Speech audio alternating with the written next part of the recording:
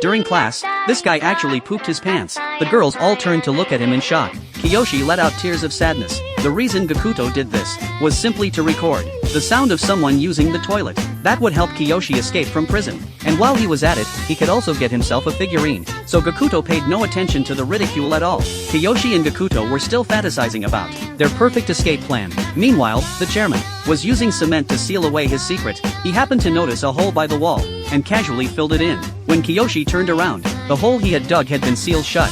That made Gakuto break down on the spot. He blamed Kiyoshi for not keeping an eye on the hole. He had staked 3 years of his reputation, along with his collector's figurine, just to help Kiyoshi plan the escape. And now, it was all over. Gakuto's emotional outburst also drew the attention of the others. The other 3 standing nearby did not know how to comfort him either. That night, Kiyoshi was so guilty that he could not sleep at all. He was thinking of a new plan. The next day, he went to find Gakuto and told him he had come up with a new idea. He was going to disguise himself as a girl and walk straight out through the front gate. First, he needed a girl's school uniform. Every Friday, someone from the laundry shop came by. They could take the clothes then. After hearing this, Gakuto thought it over all night long. Gakuto actually pulled off the president's skirt. When Miko saw it, she immediately beat Gakuto up. But Mari did not pursue the matter. No one understood why Gakuto would go out of his way to provoke Miko. Gakuto said this was also part of the plan. That night, he went to find Miko and asked her to punish him. It was not long before he came back. It turned out that Miko's punishment was shaving off all his long hair. Gakuto took out the hair. Kiyoshi looked disgusted. Only after Gakuto explained did he understand. Having only a girl's uniform was not enough. So, for that reason, he had Miko cut his hair. Kiyoshi was deeply moved. The next day, they followed the plan. When the laundry truck arrived, Kiyoshi moved through the sewer and got close to the laundry truck, but the driver kept going in and out so often that Kiyoshi had no chance at all. Gakuto, standing nearby, was also very anxious, so he mocked the driver, calling him bald. Annoyed, the driver walked toward Gakuto. Kiyoshi took the chance to slip into the laundry room. At that moment, Shingo saw Gakuto and ran over to help calm things down. Seeing the two of them, the bald driver ignored them and went back. Only then did Kiyoshi come to his senses. He quietly ran into the truck, found a suitable set of clothes, and quickly left. Kiyoshi never could have imagined this. During his escape, he unexpectedly ran into the vice president. She was doing squats right over his head. As satisfying as it was to watch, he had to get out of there immediately. All of a sudden, the vice president slipped and stepped right onto Kiyoshi's butt. To explain how Kiyoshi ended up like this, we have to go back a few weeks. He and a few close friends had enrolled in an all-girls school.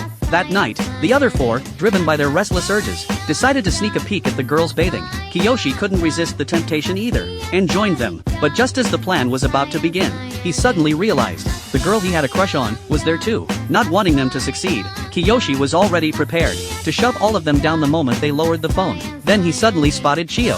Kiyoshi realized no one was in the changing room, and let out a sigh of relief. He even volunteered to hold the rope, but Gakuto's words gave him a fright. It turned out the phone hanging there was his, and just like that, the phone fell into the changing room. To retrieve it, the others sent him inside. He had only just found the phone when the others were suddenly startled. Chio was right behind him. The guys upstairs were ready to make a run for it. At that very moment, a flock of crows suddenly burst into the sky and charged straight at them. Right after that, 2 figures appeared. The president had come to catch them.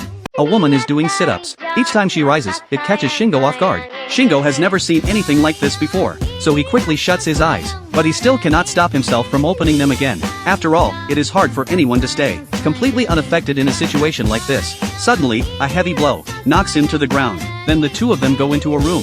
The cream cake on the table immediately catches Shingo's attention. While eating the cake, Miko deliberately gets cream all over herself. Shingo can no longer hold back, so Miko lets him have the cake. Shingo starts eating with great enthusiasm. At that moment, Miko asks Shingo to do something for her. It turns out that all of this is part of Mari's plan. She wants to force the boys to stir up trouble and turn them into enemies of all the girls. Then she plans to use the girls' public pressure to force the principal to expel them. Shingo is the perfect choice for the role of informant. But Shingo does not realize that this is all part of Miko's scheme. He only knows that information can be exchanged for food he normally would never get to eat. So he agrees to Miko's request and becomes her informant. Afterwards, Miko reports back to Mari. Then, using the information they have gathered, they prepare to strike at Kiyoshi first. At this moment, Kiyoshi still knows nothing about it. She is a fitness fanatic. She is the strongest person in the entire school. No one can beat her in an arm wrestling match. Not even Kiyoshi, with all his muscles, can defeat Miko. In an instant, Miko forced his arm off to the side. The school has only 5 male students. Because they fell into the student council's trap, they are about to be expelled. To clear their names, they have to find a way to stay. After discussing it, the 5 of them decide to fight back. The first step is to go to the security office and copy the DTO plan from the computer. Luckily, Gakuto is a computer expert, so stealing the plan should be easy for him. He also comes up with a way to use Miko's arrogance against her. The group organizes an arm wrestling contest and makes it as lively as possible. They loudly praise Andre as the strongest man in school. When Miko hears about it, she refuses to accept it. She wants to challenge Andre. With everyone egging her on, Miko takes the bait exactly as planned. To buy more time, Gakuto steps up first and faces Miko before anyone else. His muscles catch Miko's attention,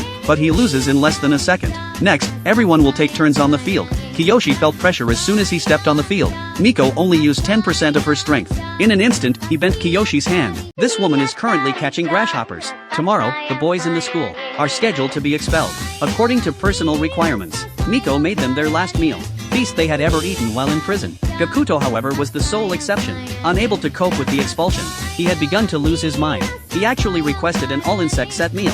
Surprisingly, Miko even granted his wish, but Gakuto vomited the moment he took the first bite. In doing so, Gakuto regained his senses and came up with a plan. At that moment, Miko entered and ordered them to write their expulsion applications. Seeing the feast I worked hard on the ground, Miko gave Gakuto a beating. Kiyoshi suddenly thought of a stalling tactic, writing a petition to the chairman. He planned to submit it along with the application forms. After receiving the applications, Miko outwardly agreed to hand them in for them. However, resentful that her feast had been wasted, she tore the petition to shreds. But Kiyoshi had anticipated, wrote the message on the back of the application forms. Having successfully deceived Miko, they finally managed to see the chairman. Kiyoshi threatened the chairman to postpone dropping out. Otherwise, he will reveal his secret on the back mountain. But the chairman didn't seem to be intimidated at all.